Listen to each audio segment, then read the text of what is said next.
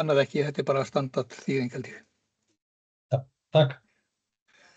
Já, hvar vorum við komnir? Já, Ég verð að fá, ég ætlaði að setja upptöku í gang alveg upphafi, ég glemdi því, ég var að setja henni í gang. Ef ykkur er athugasemdir við það, þá er rétti tími til að koma því á framfæri núna, en allan að þið vitið það. Það er góð mál. Sko, já, ég var að tala með þetta greina og endilega stoppið mig og Valur, þú stoppaði mig ef að þú sér að ég sé ekki hendurnar koma. Já, mitt hlutverk er að finna hendurnar. Já, og sko, þegar menn er búin að flokka þessi gögnin og flokka kerfin sem eru bak við, þá er að mappa þetta saman náttúrulega. Og menn þurfa að átta sig á hæði, sko, hvernig er kerfin háð hver öðru. Þannig að þetta getur verið löng gæð, það getur verið flókið að búta til, en menn þurfa að byrja bara á byrjuninni og vinna sér niður að dýptina. Og þetta er geysilega mikilvægt til þess að átta sig á því ef eitt tölvukerfi fer niður, hvað þjónusta detta út. Hvaða gögn upplýsingar eru hugsanlega í hættu ef tölvukerfi verður fyrir einhverju. Þetta sé ekki bara í hausnum hjá einu starfsmanni, þetta sé þar skjala og haldið utanum. Og ekki síst mikilvægi kerfana, þannig að sum kerfi eru bara meira mikilvægi en önnur og við getum ekki, eins og við tala oft haft öryggi 100% allstaðar. Menn þurfa að velja hafna og menn ætti að velja þá kerfi sem eru þá mikilvægast í öllu sínu hugsun. Þetta þarf að endurskoða árlega og fara yfir hvað það sé ekki að breytast. Menn þurfa að fara yfir svona SOS uppsprettur á uppsýktækni áhættu, reyna að meta netógnir, hvar veikleika geta átt sér stað, vera eðlileg áhættustýringamöt. Og menn gera alltaf áhættustýringamöt á stórfældum breytingum. Ef menn að breyta mikið upplýsingakerfum, þá eiga menn að gera áhættumat. Menn eiga að reyna að átta sig á því hvað gæti bróðskeiðis. Auðvitað tekst það ekki alltaf. En menn verða að gera það sem þeir geta til þess og hafa þá rétt aðalana með í því verkefni. Menn þurfa á businessi með í þessu. Það er mjög mikilvægt að menn geti ekki bara hjá ÖT. Það hefur svolítið verið tendensin í gamla daga. Það bara ÖT réttar þessu, ÖT sér þetta. Businessin veit ekki hvað tölvukerfi er að nota. Þetta þarf aðeins að breytast. Businessin verður að átta sig á þessu. Verður að geta sagt og businessin þarf að geta sammála það hvaða viðskiptaþjónustur eru mikilvægastar. Er mikilvægara fyrir fyrirtæki að veita innvarðanþjónustu eða veita greiðsluþjónustu. Og öll vinnan í kringum, það verður að taka mið af þessari áhættu og þessari flokkun. Það þarf að greina náttúrulega að kerfi líka eru að háð þriðja aðila, stundum á áðan aðeins. Það er að greina þessar samtengingar milli þriðja aðila og átta sig á því, þetta er svona chain, þessi útvísnakeðjan, átta sig á því hvað þetta endur allt saman. Það er oft svolítið þannig að fyrirtæki með kannski með eitthvað voðalega þægilegt, það er bara ákveðin 5 fyrirtæki kannski í útvistun. Svo stækkar þetta eftir sem þetta kemur niður í útvistunarkeðjunni og svo minnkar þetta aftur og kemur ljósa allir treysta á Microsoft Azure. Þannig að menn þarf aðeins að átta sig á því hvernig þessi útvistunarkeðja er. Og það er svolítið, stundum er hægt að sjá þetta, stundum er ekki hægt að sjá þetta, menn þarf bara að vinna í því. Greiningar, menn þarf að greina þegar eitthvað er í stað. Menn þarf að vera með stöðuga vöktun, hafa eftirlit með þá öryggi og virkni þeirra kerfa sinna og búnaðarins. Og aftur þetta kemur alltaf inn á meðalhófsregluna sem ég talaði um áðan, þeir að passa sig að þeir fara ekki alveg overboard í litlum aðilum. Menn þarf að horfa þetta svolítið út frá meðalhóf. Tryggja viðnámsþrótt. Bara huga öryggi gagnflutningsleiða, lágmarka áhættu á spillingu og tapa gögnum. Þú er komin nýtt fyrirbæri í DORA sem kallast ósvikni, sem að ég hefði stólið bara frá ISO 27001 og hafði mikið fyrir að koma þessu inn í reglugerðina, menn ætlaði að nota eitthvað annað orð. Og menn þekkja þetta náttúrulega bara. Og að menn getur tryggt áræðan uppruna gagnanna.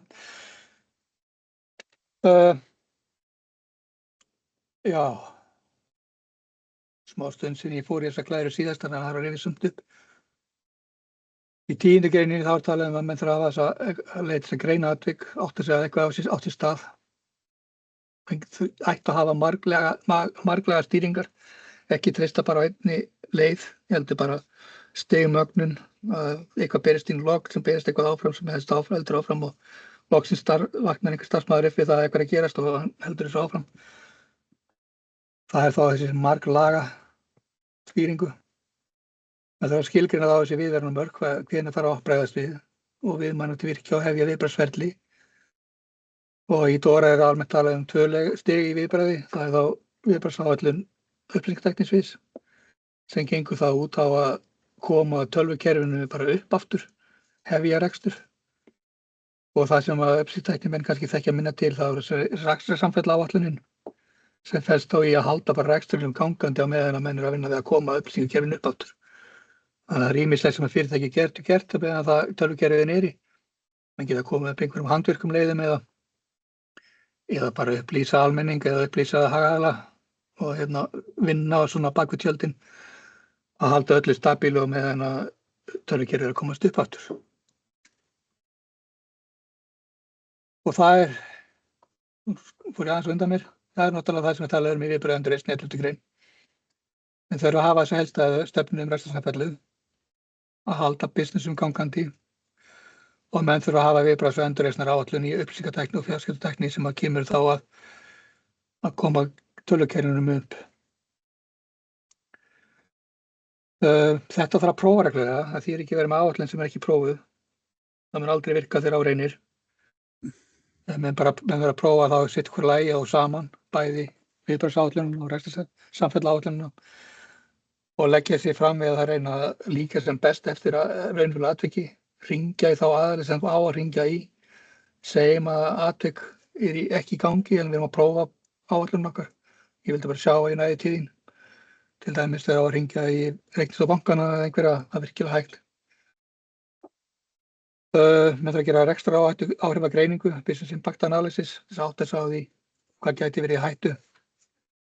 Svo er gerð krafa að menn hafi sér krísustjórnunarteymi og hér þegar ég er að tala að menn sé að gera þetta hafi kröfur. Það byggir náttúrulega bara á þau þarf ekki að gilda alla, það getur þó gilt kannski ekki fyrirtæki, menn þarf að taka aðeins í. Þó ég segi að þessi krafa eitthvað þá kannski gildir ekki alla sem fara undir DORA. En menn þurfa að hafa þessa krísustjórnunarteymi sem bregst á við, þannig ef það þarf að koma upplýsingar tölvukerfið upp aftur, að þá er ákveðin krísuteymi sem höndlar það og bregst við. Menn þarf að hafa gott verklag öryggisafritun. Menn þarf að prófa og endurheimta það sem búið er að taka tilbaka, það sem búið er að bakka upp. Það er í raun og ekki fullnægjandi að gera bara bit og bit check á því hvort það teipist á mér það sem er á tvælnum. Menn þurfa eiginlega bara að prófa kerfið. Menn þurfa að gera check á því, er það virkilega að fara í gang ef við þurfum að því halda. Eða kemur í ljós að þetta treystir einhverju kerfi sem er löngu orðið úrelt og við erum ekki með þetta nógu gott backup af.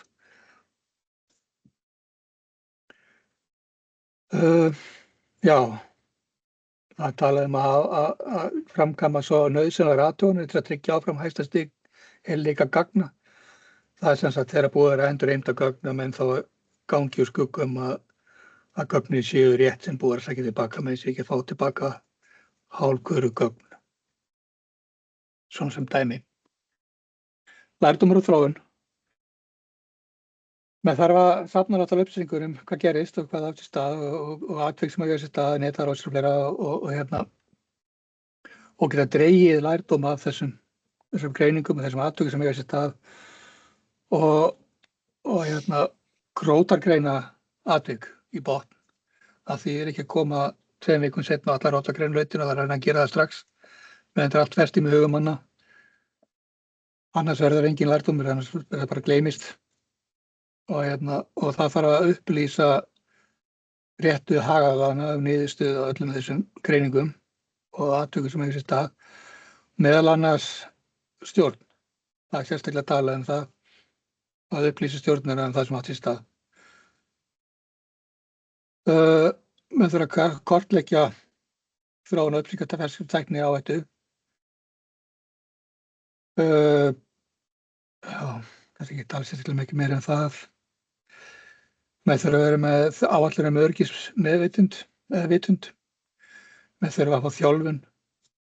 Stjórnin þurfa að fá þjálfun. Starfsmenn þurfa að fá þjálfun. Menn þurfa að hafa þjálfunur áætlun. Menn þurfa að vita hvað menn þurfa að fá fræðslu í og halda þessu gangandi.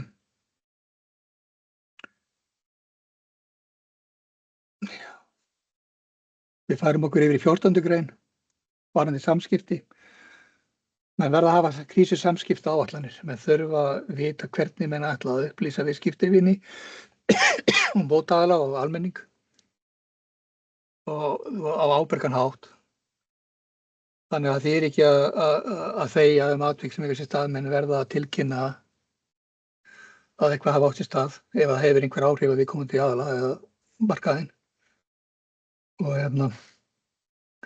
Og það er gert ráð fyrir að minnst einn aðili hjá félaginu hafi það verkefni að innleiða samskiptaáætlun og sinna henni. Og þá verið þá í samskipti þá við almenningin og fjölmiðlana aftur munið meðalhófsregluna hérna í þessu líka. 16. grein er svona sérstakt fyrirbæri. Þetta er svona þetta er ekki örfyrirtæki sem margir vilja reglast saman við.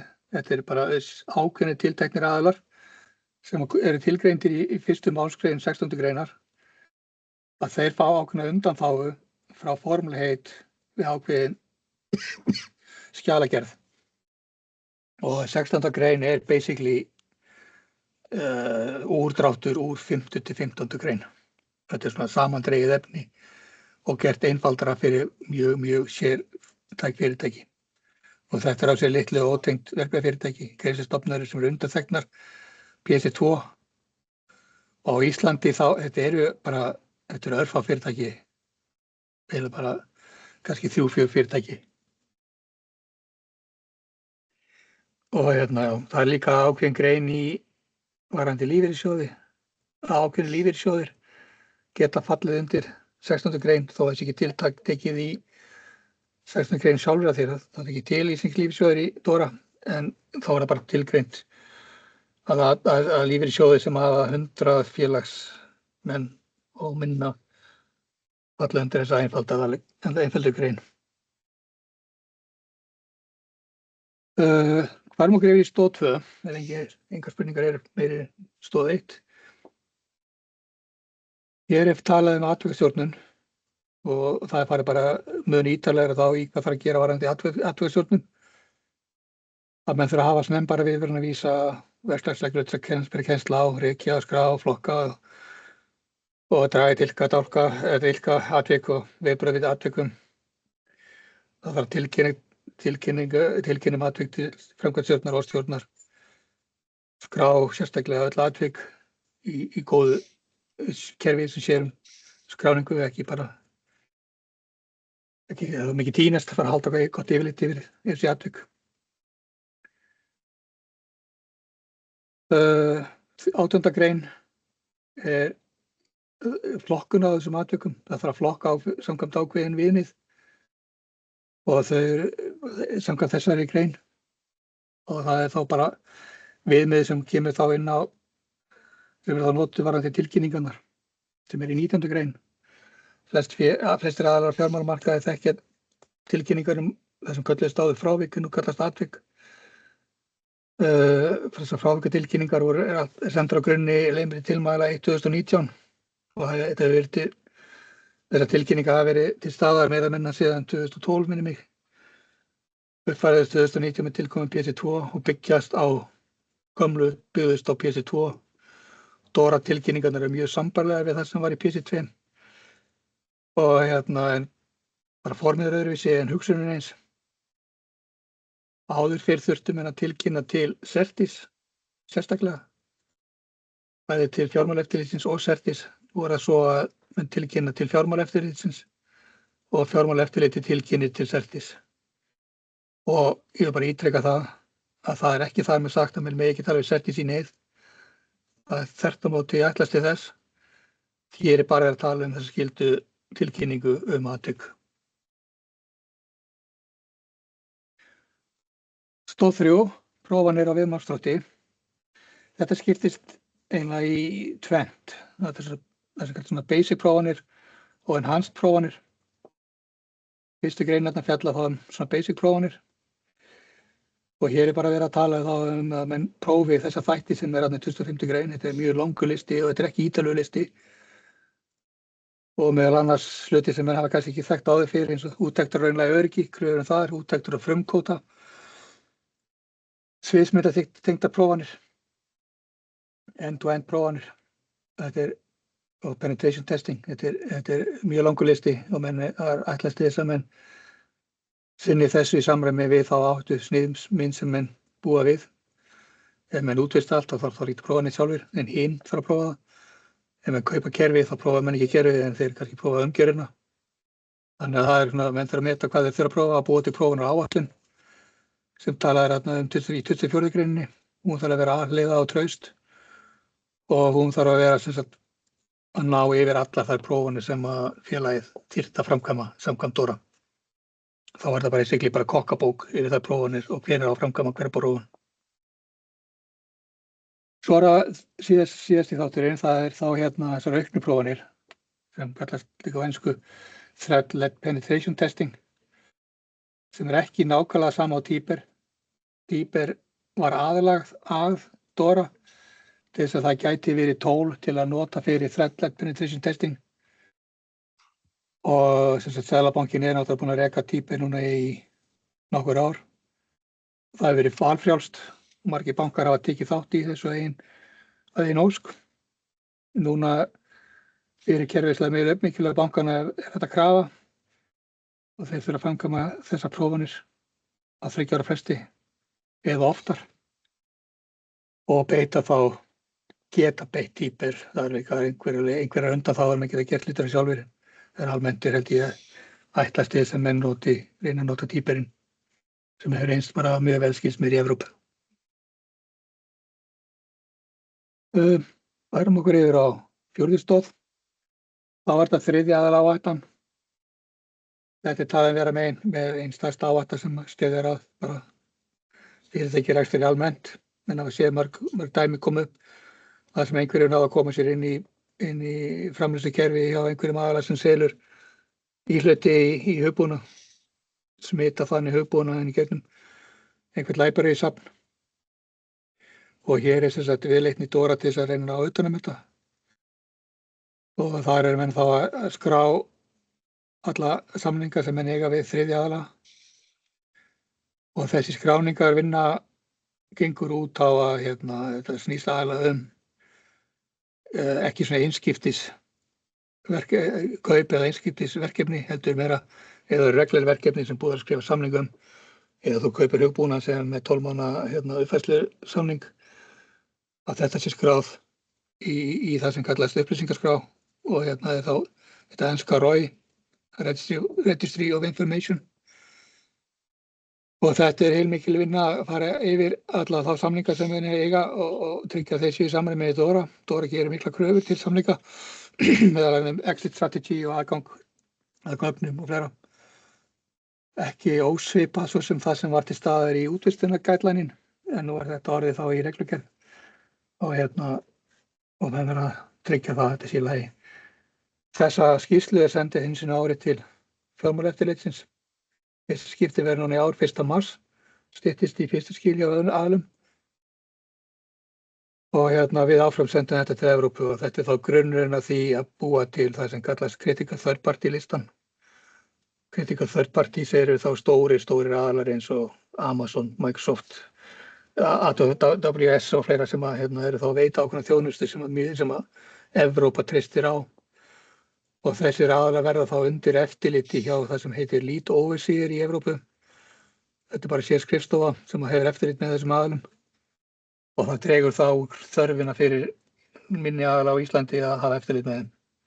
Þetta einfaldar, tekur burt í raun og veru þá kröfu til smærri aðila hvað þessi stóru aðila varða að hafa eftirlit með þeim.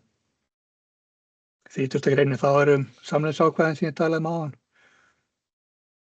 Og það er ekki sérstakt að tala um það held ég. Hérna talið aðeins þetta lítið OSI, þessi 31. greinin fjallar það. Það eru engir íslenskir aðilar critical third party provider. Það væri freistandi að horfa á reiknistofu bankana sem critical third party provider, þeir eru það að minnsta kosti á Íslandi.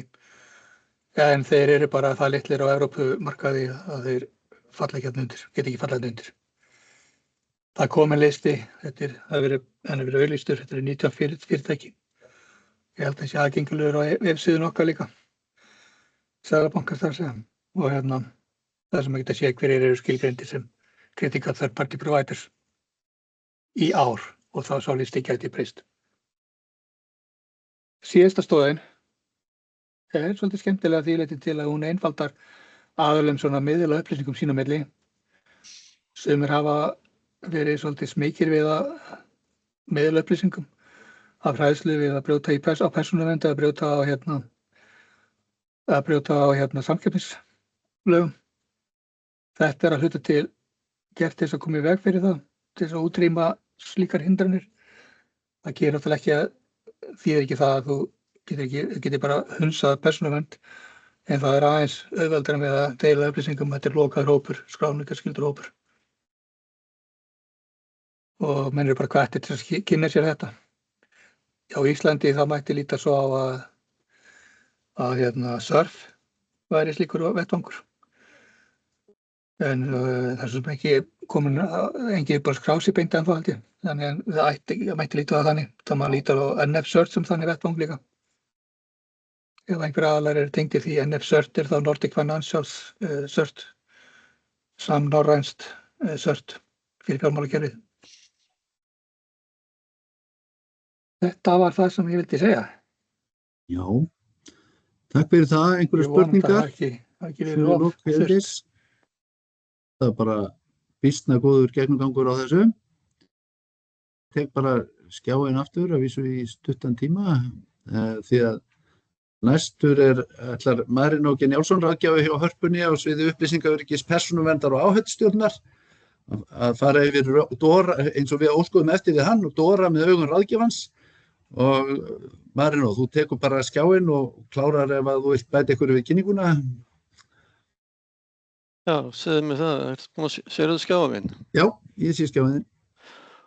Ok, takk fyrir þetta. Ég þarf greinilega að taka Tjörva aðeins í smá spjall íslensk hugtök sem við notum í upplýsingaöryggismálum, en það svona annar mál. Já, ég var beðinn að skoða þetta út svona frá augum ráðgjafans og það er kannski óþarf að fara yfir nokkra síðu vegna þess að Tjörvi búinn að skoða þetta, en hvað er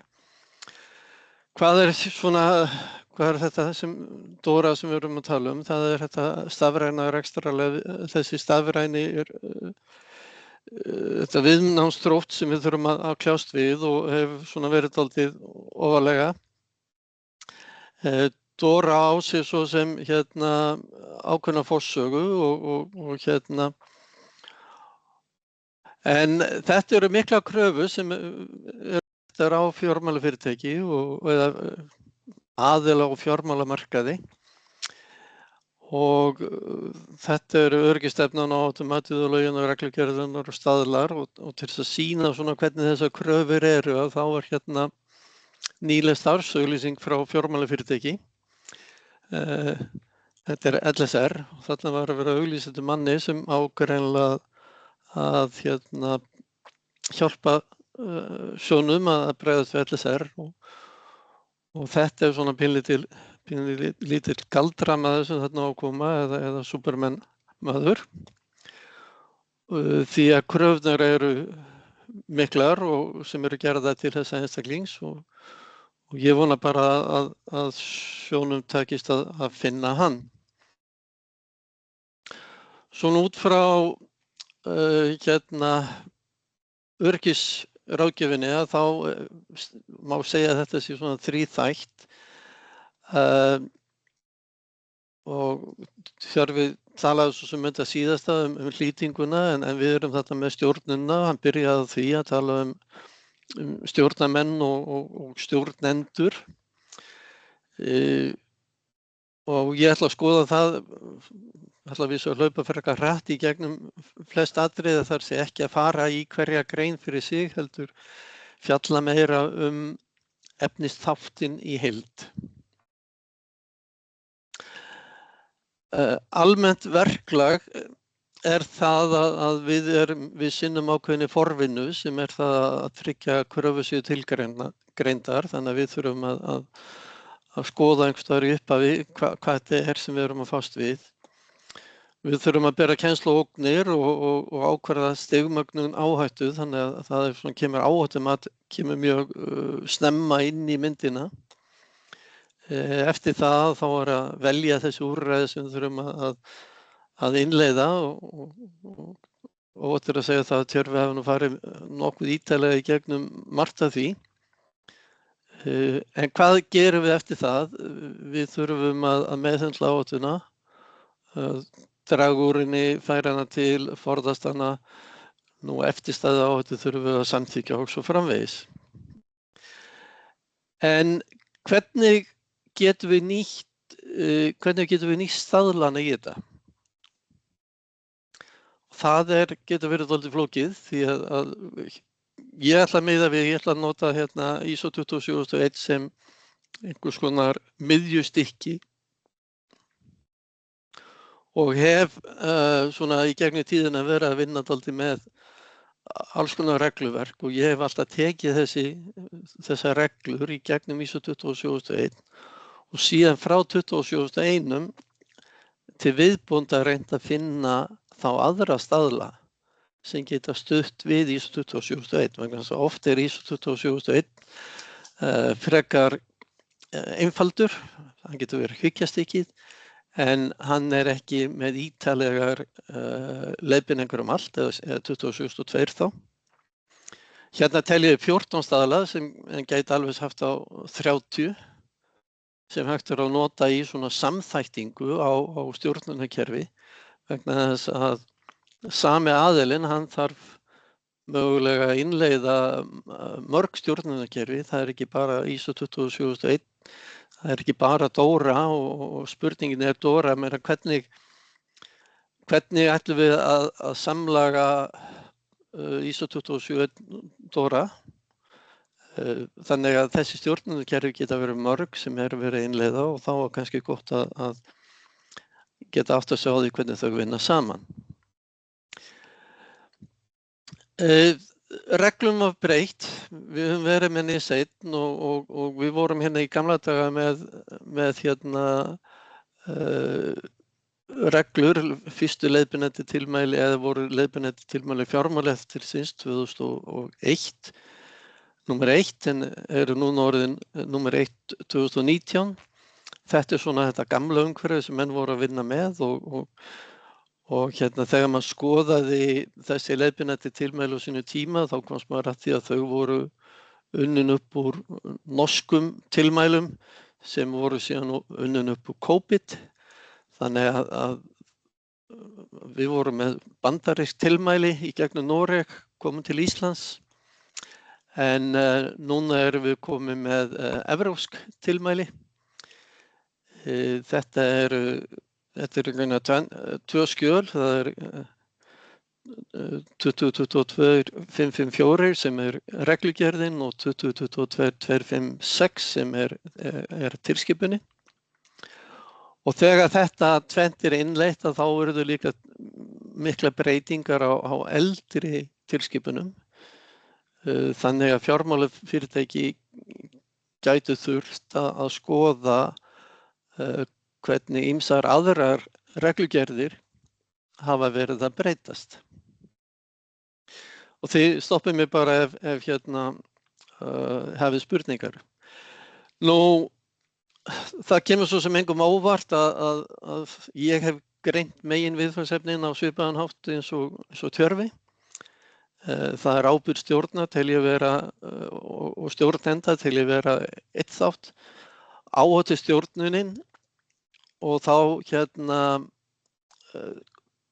segi ég að undir áhættu stjórnun fellur allt sem í greinum 6016 í reglugerðinni og Tjörfi fór yfir. Svo kemur atvikastjórnun, við þurfum að koma henni á og átta okkur á því hvernig er best að byggja hana upp. Þá það viðnámsþrótturinn, skipuleggi hvernig við getum innleitt þessa ógnarmiðuðu árásarprófanir sem meðal annars rætt og í þessum greinum 24-27 og svo það byrgjakeðjan sem orðin eiginlega flóknasta vandamálið. Bara svona ykkur að segja, þá byrgjakeðjan, hún getur orðið býsna löng og svo líka það að samkvæmt DORA þá gætu byrgjar þurft að uppfylla alls konar kröfur og þannig að það svona eitt sem hver sig þarf að skoða hjá sér og mitt hlutverk ekki að segja ykkur hvernig þið að gera þetta heldur hvar þið geti leitað upplýsingar, hvernig má gera þetta. Ég ætla að byrja á ábyrgðarstjórnar og þar ákveðin lykilhlutverk og svoleiðis sem leggst á stjórnina en ég ætla ekki að hafa þetta jafn ítarlegt og tjörfið þannig að ég fer svona dálítið hratt yfir þetta. Stjórn aðila á fjármálamarkaði, hún þarf að samþykkja ýmsar reglur, hún þarf að samþykkja þennan áhætturamma, hún þarf að samþykkja úthlutun hlutverk og svo framvegis og þessu hef ég varpað yfir í 2 greinar í ISO 27001. Þær sem eru ekki með A fyrir framan, það eru greinarnar í köflum 4-10 í 27001, en ef það eru með A fyrir framan þá eru þetta stýringar úr viðauka H, sem þá jafnframt það sama og að finna í 27002. Þetta hlutverk stjórna, það að bera endanlega ábyrgð á stýringu upplýsinga og fjarskiptatækni áhættu og þetta svona nýtt. Ég var með kynningu fyrir einnig stjórnum daginn og þar urðu menn svona dálítið hissa á því hvað væri nú allt í einu komið inn á þeirra borð. Það þarf að koma á stefnum og ef við skoðum svona hvaða stefnum það geta verið, þá það skráningu til dæmis persónuupplýsingar, meðhöndlun upplýsinga, aðgangsstýringar, dulkóðun, varning gegn gagnaleka og jafnvel hlýtingu við lög, bara svo að fáeina séu nefndar. Og þegar það kemur að þessum hlutverkum að þá eru þau sem tengjast rekstri upplýsingu og fjarskiptatækni, áhættustjórnun, viðbragðsteymi vegna atvika, öryggistjóri og þá vegna upplýsingu og tengdra verðmæta. Verðmæti þessum tjörfi kallað eignir. Við köllum það verðmæti í staðlaheiminum. Svo þetta öryggistjórnun húsnæðis, hvernig stöndum við að því, hvernig það hugsað. Jafnvel persónuverndarfulltrúi og síðan innri endurskoðun eða úttektir upplýsingu og fjarskiptatækni. Þarna vísa ég á nokkra greinar sem eru bara beint við nákvæmlega það sem talið þarna og síðan fyrir neðan eru aðra greinar úr ISO 27001 og viðauka A sem varðandi annað innan 50 greinarinnar. Þannig að þegar við erum að fara að innleiða, ef við viljum innleiða 27001 til þess að ráða við DORA, þá verðum við að skilja nákvæmlega hver krafa í 27001 endurspeglast í kröfum í DORA. Það hægt að sækja lista þetta á vefinn, en mér finnst að vísu margir af þeim listum vera heldur daprir. Stoð 2 áhættustjórnun og þarna þarf að búa til einhvern áhættustýringaramma Ég mæli með því að áður en við förum að skoða áhættustjórnunina ítarlega, að þá búum við til einhvers konar vinnsluskrá. Við getum kallað það birgðaskrá eða verðmætaskrá, en ég myndi vilja segja vinnsluskrá, þar sem við skráum inn allar þær vinnslu sem eiga sér stað hjá viðkomandi aðila. Og þetta svona sambaralegt við það sem við gerum krafanir í GDPR.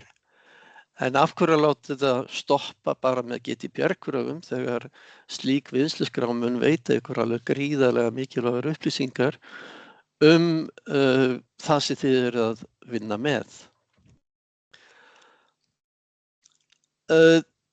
Það er talað það að það þurfi að hafa traustan, yfirgripsmikinn og vel skjalfestan áhættustýringaramma. Ensku nú vísu talað risk management, sem væri þá áhættustjórnunarrammi. Þannig að þetta svona orðið stýring það sem við notum yfirleitt við control. En skiptir ekki máli, þetta er tvö ólík orð sem þýða það sama. En þegar það kemur að þessu að þá eru ansi margar stýringar og ansi margar greinar í ISO 27001 sem koma til greina. En þá koma líka til greina aðra leiðir. Og ISO, þarna nefni ég ISO 27005, 31.000, ENISA sem er ENISA segi ég, sem er Netöryggisstofnun Evrópusambandsins. Hún gefur líka út flottar leiðbeiningar. Það er SIS og NIST. Þannig að við þurfum ekki bara að skoða ISO 27001. Ekki Tjörfi með hendin uppi? Jú, ég bara býðast að klára. Já, það er bara að gera stoppa því að ég sé ekki. Ég ætlaði bara, þú veist, talaði maður gap-analýsuna milli DORA og ISO. Þannig að það líka skiptir máli hvað vantar þá til dæmis í grein 5. Ég ætlaði að benda það í grein 5. Skilur, hvað var þá skortur á í ISO? Já, það er þannig að engin einn staðall dekkar nákvæmlega það sem er sagt í DORA eða í NIS 1 eða 2 eða hvað það er. Þannig að við þurfum alltaf að fylla inn í og við verðum að passa okkur á því og líka eitt varðandi ef við innleiðum 27001 að þá getum við í yfirlýsingu nothæfi eða statement of applicability þá getum við bætt inn okkar eigin stýringum. Við þurfum ekki bara að stoppa við stýringarna sem eru í ISO 27001 heldur við getum bætt við okkar eigin eins og við viljum. Við gætum sóttar til NIST. Við gætum, NIST er með ýmsa flotta ramma. Við gætum líka sóttar til EBA. EBA hefur gefið út fullt af flottum reglum og við getum alveg sóttað þangað og síðan bara tekið það inn í okkar stjórnunarkerfi. Stjórnunarkerfið er ekkert bundið við það að það sé bara ISO 27001 og ná ekkert lengra. Og þetta er einmitt mjög mikilvægt. Ég hef verið að vinna með í gegnum tíðina meðal annars lífeyrissjóðum, það var nú kannski fyrir grunn, og þá var ég að tengja saman kröfu fjármálaeftirlitsins í leiðbeinandi tilmælum nr. 1/2000 og ég var að bæta við reglur persónuverndar og ég var að bæta við þeim staðir sem þá hét BS 7799. Þannig að við verðum að fara þá leið að samþætta hlutina, ekki bara segja, við ætlum bara að innleiða 27001 og ekkert annað. Þannig að við verðum að fara þá leið að samþætta, en stjórnunarkerfið sjálft getur verið byggt á 27.1 þó að ýmis skjöl og reglur sé sótt annað. Og svo ég bara taki inn áhættustjórnina, þá leyfir 16. greinin frekar einfalt fyrirkomulag fyrir örfyrirtæki. Bara spurningin hvað eru þessi örfyrirtæki mörg og stór, en Dóra gefur ekki góða leiðbeiningar sko, hvað þessi hlutfallslega stærð sem ræðir. Hún svona, reglugerðin svona skilur þetta eftir dálítið sem óskrifað blað. Og það svona dálítið, getur verið dálítið erfitt, en það alveg ljóst að eftir því sem aðili stækkar þá þarf hann að vera með ítarlegri áhættustjórnun. Og hérna bara legg ég sem dæmi, þetta sambærilegt dæmi eins og við höfum verið að skoða varðandi netöryggi, að fyrirtæki innan sem þurfa að uppfylla NIS2, að þau geti, ef þau eru lítil, að þá geta þau fylgt bara leiðbeiningum í grein 6 í ISO 27001. Síðan þetta millistóra aðilar, að þá sú grein bara ekki nóg, hún frekar rýr á beinum, og þá getum við skoðað 31.000 eða ég vil fara að skoða ákveðin hluta af ISO 27005. Nú þegar fyrirtækin eru stóra þá mæli ég bara eindregið með því að það sé farið í innleiðingu 27005, hann sé notaður, og það vill svo til að við erum nú nokkrir sem hefum verið í vinnuhóp við það að þýða þann staðal yfir á íslensku, þannig að það er komin ákveðin þekking, við ætlum að setja þetta yfir á íslensku. Nú NISA er með sinn ramma og NIST er með sinn áhættustjórnunarramma, þannig að ég mæli alveg hiklaust með því eftir því sem fyrirtækin eru stærri, að þá innleiða þau flóknari áhættustýringarramma, og nú er ég bara að tala upplýsinga og fjarskiptatæknina. Ég er ekki að tala áhættustýringu í fjármálakerfunum sjálfum. En eitt af því sem kemur út úr áhættustjórnun er það að við þurfum að fara í áhættumeðferð, og stundum þá leiðir áhættumeðferðin ekki til þess að við höldum áhættunni sem er innan ásættanlegra marka, að við drögum úr áhættu sem er utan þeirra marka. Þannig að stundum verður eftirstæða áhætta, og þá þurfum við að fara í rekstrarsamfellu, viðbragðsáætlanir, hafa neyðaráætlanir tiltækar og svo framvegis, sem þá skref, sem þá lag ofan á þetta sem ég er að nefna. Þá erum við allt í einu komin í staðla eins og ISO 2301 og 313 og fleiri því, þannig að fylgja bara 27.1 er langt frá því að vera fullnægjandi jafnvel fyrir millistóra aðila. Þannig að ég mæli hiklaust með því að minnstukosti þeir stærri, að þeir leiti út fyrir þetta og byggju upp betra og viðfemara áhættumatskerfi hjá sér.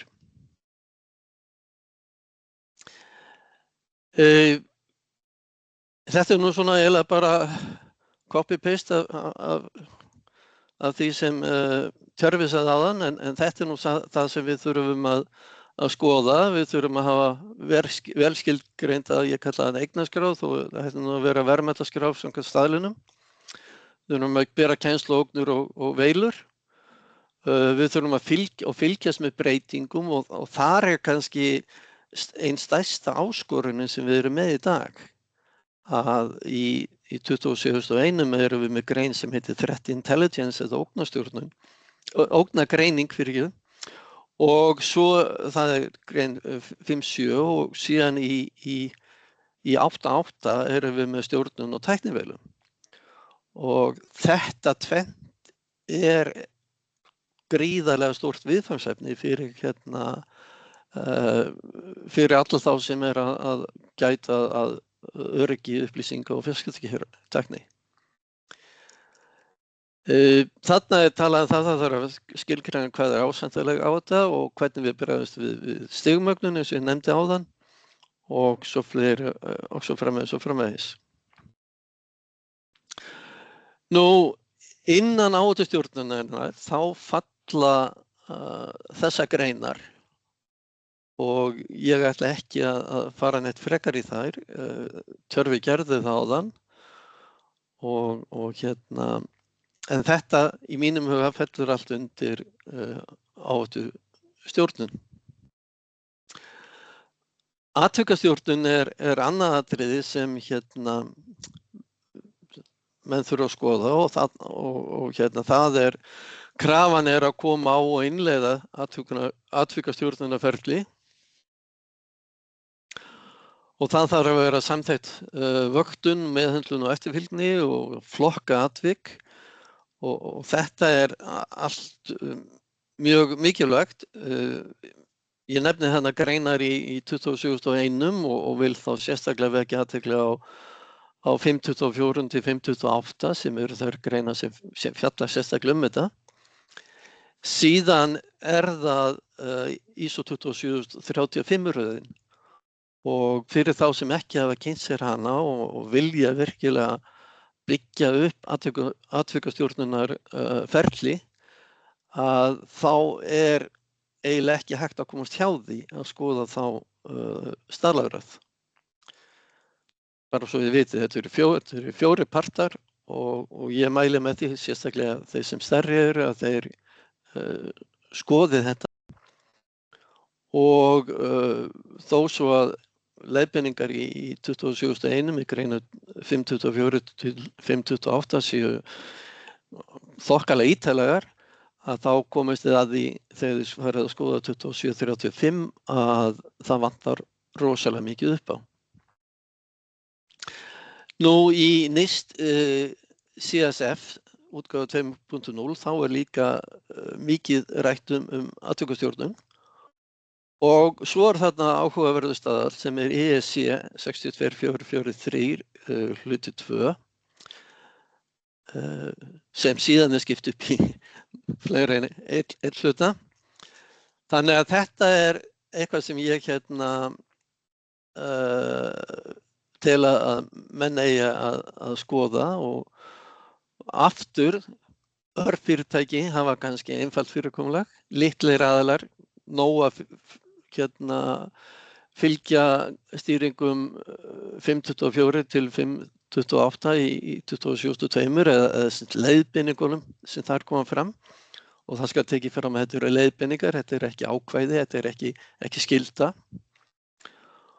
og millistóri aðila þá myndi ég gera það sama á litlu fyrirtækin en bæta samt við hluta 1 úr 27.035 vegna þess að þar kemur meira kjöt á beinið.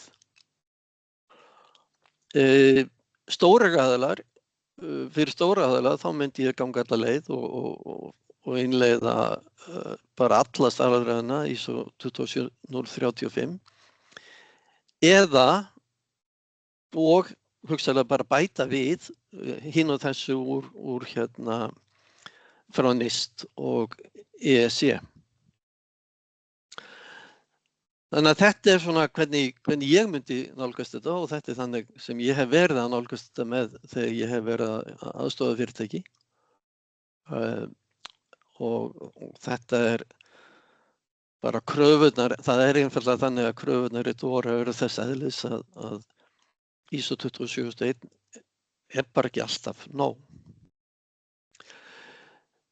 Þannig eru svona helstu atriðin, það eru undirbúningur skipulag, hvernig skal staðið að skynjun atvika, detection eða tilkynningu þeirra, það flokkun og ákvörðunartaka og þannig vil ég vísa til reglugerðar 2024/1772 sem sérstaklega gerð fyrir fjármálafyrirtæki. Nú svo það viðbrögð, það að ná stjórn á þessu, hefta útbreiðslu og svo framvegis, möguleg endurreisn, læra af atvikum, tilkynningu til eftirlitsaðila og útfærsla áhættugrunns og þetta ekkert endilega þótt að sé einhver ákveðnu röð og þá ekki þar með sagt að við viljum bara fylgja henni, við getum alveg farið fram og tilbaka. Nú, þetta svo myndin sem við sjáum, svona almennt notuð þegar við erum að tala atvik. Þetta bara svona ferlið, við byrjum á einhverju stöðu þar sem allt í lagi og við viljum enda í stöðunni þar sem allt í lagi, en kannski getum við byrjað komið öll af stað við 70% afköst eða kannski minni. Þannig að þetta svona grófmynd og RPO Return Point Objective, RTO Return Time Objective, AI12 Acceptable Interruption Window, þannig að við þurfum kannski að skilgreina það, átta okkur á því hvað við viljum þola útitíma lengi. Og MTO Maximum Tolerable Outdates og SDO Service Delivery Objective. Þannig að við viljum, þegar við förum á stað aftur, þá viljum við geta náð þarna, í þessu dæmi tekið 70% afköst.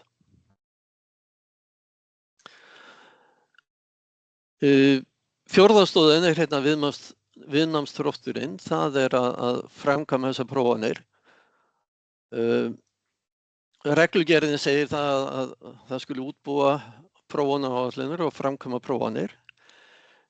Þarna ég með lista yfir atriði úr 27.1 sem tengjast þessu. Svona beint og óbeint. En við erum með Typer EU og Typer ES og svo erum við með þarna grein sem heitir, reglur eða leiðbeiningar frá EPA sem heitir Operational Resilience. Þetta allt eitthvað sem fyrirtæki á fjármálamarkaði vilja kynna sér, vilja skoða. Hvað ganga með langt í þessu, það svona upp og ofan. Ég var að grúska á netinu í fyrradag út af gjörsamlega óskyldu atriði og þá kemur í ljós að það hægt að fá Red Team AI Agent eða gervigreindar erindreka. Kannski það næsta stíð í þessu að fyrirtæki fara að sækja sér slíkan opinn hugbúnað og laga hann að sjálfu sér. Því að það fer náttúrulega ekkert á milli mála að gervigreindin næsta skrefið þegar við komum að þessu. Hún mun hjálpa okkur við það að finna það sem að, en hún mun líka hjálpa hinum sem við viljum ekki að finna út hvað að finna hvað að. Þannig að þegar við erum að fara núna í þessar, við erum búin að vera núna í örugglega einhver 15 ár ef ekki lengur að stunda þessar innbrotaprófanir og þetta alltaf að verða flóknara umhverfi. Það sem skiptir kannski mestu máli það að krafan það að setja alltaf skýið að verða sífellt víðtækari og með hverju þjónustunni sem við setjum á skýið þá fjölgum við árásarflötunum, þá fjölgum við möguleikum ytri aðila til þess að ráðast inn í kerfin okkar og það bara ekkert að því að þróa einhverja erindreka til þess að hjálpa okkur við þetta. En Marino, má ég koma að með spurningu? Snýr þetta ekki líka, má ekki glemma því að þetta snýr líka bara að því að hvað miklu leyti fyrirtæki hefur kannski útvista sínum rekstri, kerfisrekstri eða eitthvað slíku og síðan þarf að fara að koma upp bilanir eða eitthvað ástand sem skapast að þau eru ekki lengur aðgengileg einhverju leyti vegna, þannig þetta annars vegar bara það og svo hins vegar þetta eru ýmsar ógnir sem að geta stafað af völdum einhverjum aðila sem eru að reyna að brjótast inn í þessi kerfi og valda skaða á þess. Þannig að viðnámsþrótturinn ekki eingöngu bara til þess að geta þess að vondukarlarnir komist ekki í kerfin, ekki satt? Jú, ég náttúrulega viðnámsþrótturinn líka það að við séum að átta okkur á því sko, hver er geta fyrirtækisins, hver er geta kerfana, erum við með viðbragð og svo framvegis. En það var svona, ég læt það falla undir áhættustjórnunina sem var það sem ég fjallaði áðan og að þetta reynir vissulega líka á það og líka að vera prófanir á þol fyrirtækisins, hvað þólið að vera lengi úti. En það sem ég sýndi, sko, þessi mynd, hún er ekkert síður efni í viðnámsprófanir. Alveg á hreinu. Já, menn þetta rekstrar operational resilience, þannig að segja rekstrarhæfi og það getur að ógnað rekstrarhæfi með ýmsum hætti, annars vegar einhverjir netöryggisógnir eða slíkt og síðan þetta bara kerfislega uppbygging kerfanna, innviða breytingastjórnun rekstur þeirra. Þetta tengist allt og ef ég hefði 2 tíma til þess að fjalla um þetta mál þá myndi ég alveg örugglega fara í gegnum það. Og þetta er svona þessi helsta atriði sem við verðum að tala um, það er að setja upp þessa prófunaráætlanir, skilgreina umfang og aðferðir og það er þetta í þessum 2 efstu liðum. Þá getum við tekið allt þetta, Ólafur, sem þú varst að nefna, þannig að það sé haft með í prófununum. Og þarna er líka að skilja hverja ógnirnar eru. Og þessar ógnir eru ekki bara utanfrá, það eru líka innanfrá. Það eru í því hvernig við höfum metið hæfi kerfana, hvernig við erum að fylgjast með skilvirkni kerfana, afkostun kerfana. Erum við komin einhverjum þolmörkum með pláss eða getu upplýsingateknínar til þess að ráða við hlutuna og svo framvegis. Þetta er allt það sem við þurfum að skoða. Er auðvelt að gera álagsárásir á kerfin og þolögu það, erum við múrræði til að bregðast við þeim.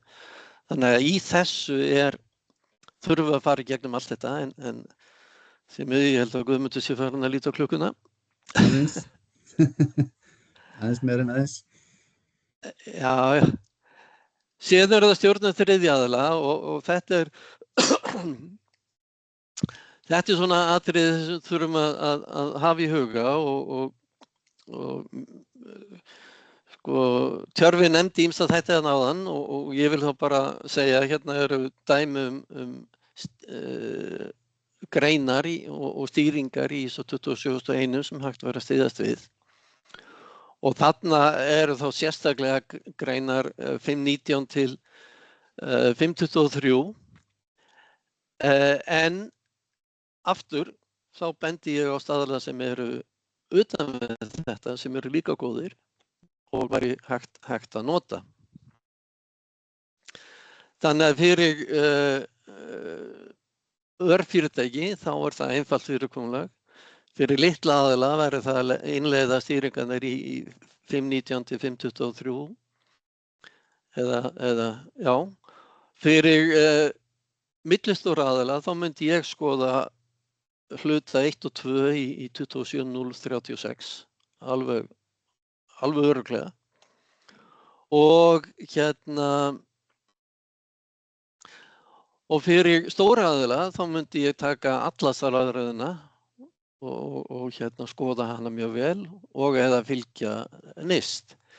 En ég var á fyrirlesturinn daginn hjá framkvæmdastjóra eða forstjóra eins úttektarfyrirtækis sem mikið með úttektir hérna á Íslandi og hann sagði að open source byrgjar að það verður að meðhöndla open source byrgja alveg á sama hátt eins og aðra byrgja. Það getur vel verið að við séum kannski með einhvern svona þröskuld á það hvað byrgin þarf að vera stór eða mikil til þess áður en við förum að gera þetta. En við þurfum að gera það, við þurfum að skoða hvernig þeir skipta máli. Og þetta atriðin, reglur val á þjónustuaðila, þarfagreining, öryggiskröfugreining, skjalfesta samninga, að minnsta við alla stærri aðila, erfitt að gera við minni og sérstaklega þegar við erum að kaupa kannski svona frekar tilviljunarkennt alls konar hugbúnað á netinu sem við erum að nota vegna þess að þeir eru svo sniðugir. Mér langar að koma hérna með eina tillögu sko, að fyrsta lagi eigum við að hvítlista allan hugbúnað sem notaður. Það bara mjög einfalt. Það komið spurning hjá Törfa. Já. Kannski mér svona ábending hérna varandi þriðja parta og open source hugbúnað. Já. Sko, þessi upplýsingaskrá eða Registry of Information gerir eiginlega eingöngu ráð fyrir að menn sé að skrá þar hugbúnað sem háðist þjónustusamningi eða einhverjum uppfærslusamningi. Þannig að þetta verður einskiptiskaup á einhverjum open source hugbúnaði sem ekki að fá neitt stuðning. Það myndi mér ekki þurfa að skrá hann í þessa upplýsingaskrá og senda til okkar. Já, það getur vel verið að þurfa ekki að senda það til ykkar, en ég myndi mæla með því að fyrirtæki hefðu yfirlit þetta. Alveg klárlega. Og þau hefðu svona hvítlistunar upplýsingar hugbúnað sem leyfður. Klárlega. Og svo myndi ég stinga upp á því að næst þegar einhver ætlar að ná sér í sniðugan hugbúnað á netinu og hlaða niður, að honum verður gert að bíða í viku og sjá hvort þetta sé jafn sniðugur hugbúnaður eftir viku eins og þetta í dag. En þessi hugbúnaður náttúrulega fellur undir kröfun skráning og hugbúnaði sko, bara hérna í öðrum köflum DORA sem var þá bara verðmæta skrána sko. Klárlega. Já, en við bara myndum sjá það að þetta viðfangsefni alltaf að stækka og stækka. Já.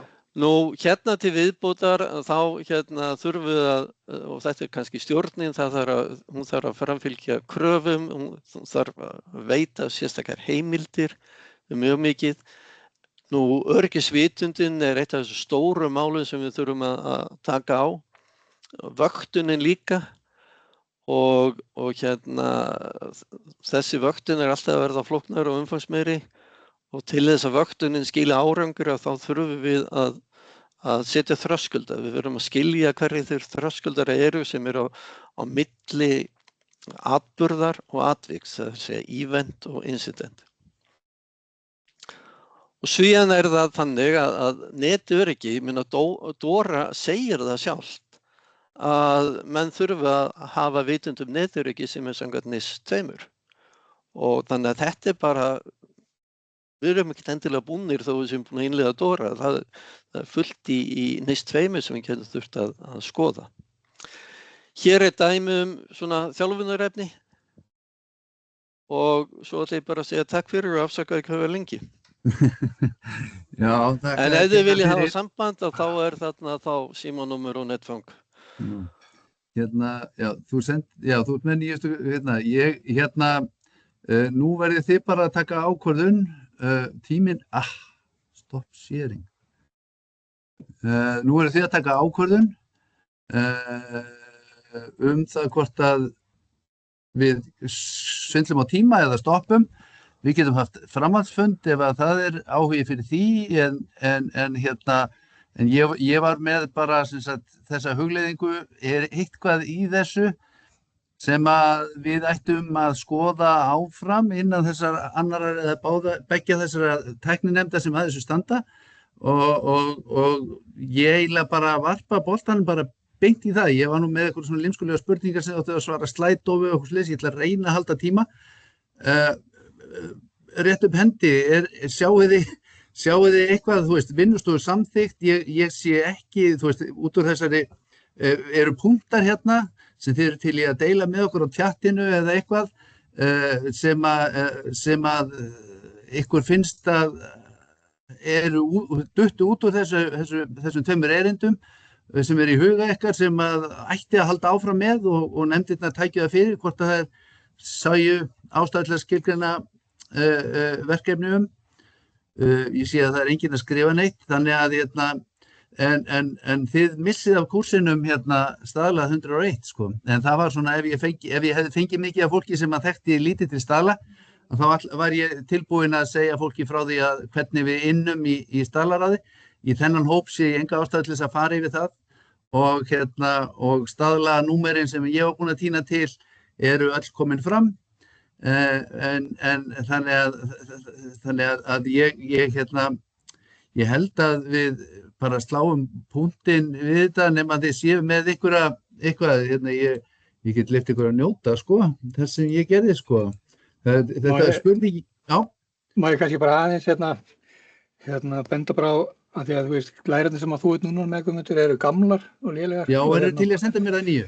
Já. Ég ætlaði bara kannski að benda ykkur á að á vefsíðu Seðlabankans kynningin sem var haldin í desember sem nokkuð ítarleg, sko, og það var upptaka af kynningafundi sem við heldum í Safnarhúsinu Dora sem eru með sömu glærur og jafnvel aukast glærur sem eru ekki núna. Akkurat. Það var kannski gagnlegra ef menn vildu. Já, uppbyggingin á þessu átt að vera þannig að það eftir erindin ykkar væru menn alveg sprúðlandi af spurningum. Og spurningin sem átt að spyrja var hvaða þætti eru menn að kljást við. Þeir sem sitja hérna eftir, þeim ég alveg gjarnan svara þessari spurningu hérna á Slido ef þið eru konur með það upp og þá get ég haft það í fundargerðinni, sko. En ég sé ekki fyrir mér að við náum að ræða það mikið nema það séu fá atriði eða eitthvað atriði sem allir eru sammála og vilja eyða tíma fram yfir tíman í það, sko. Þannig að mér fannst þetta eins og það lukkast vel, bara ég hefði þurft að auglýsa 2 tíma með lengd erindana en það bara maður lærir, við erum að þróa þetta form, þetta vinnustofuform hjá okkur og þarna sjáum við staðlar 101, sko. Og ég ætla bara, já, einhver sem vil segja eitthvað að lokum? Ef svo ekki, þá hættum við bara á sekúndunni, sko. Og þakka bara kærlega fyrir. Það voru 19 manns sem voru á þessum fundi og það var aðeins meiri heldur en skráningin, þannig að eitthvað hefur dreifst núna mjög nýlega. En ég mætti kannski segja einu setningu bara, hvet bara aðalega til þess að hafa sambandi okkur í fjármálaeftirlitinu ef það er einhver spurningar. Við erum alltaf tilbúin að aðstoða þegar við getum.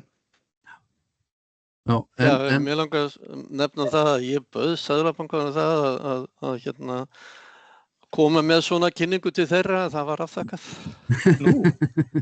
Já. Mátt alveg senda á mig, Marino, hver það fór ég gott fyrir mig að vita. En eins og ég mun dreifa glærunum. Netfangið þitt, Tjörfi. Nei, ég er með það. Já, ég mun skrifa litla frétt á vef Staðlaráðs, þar sem eru bara stutt frásögn af því að hann hafi átt sér stað þessi fundur. Ég skrifa ekki neitt mikla fundargerð upp úr því sem hér kom fram og ég sendi á ykkur og í rauninni þar verður vísun á glærurnar. Þú þarft að læra að stilla þannig að tjattin eða gervigreindin hún geti búið til samantekt. Ég heyri ekki þið. Já, það í gangi, sko, eftir ég setti í gang, sko.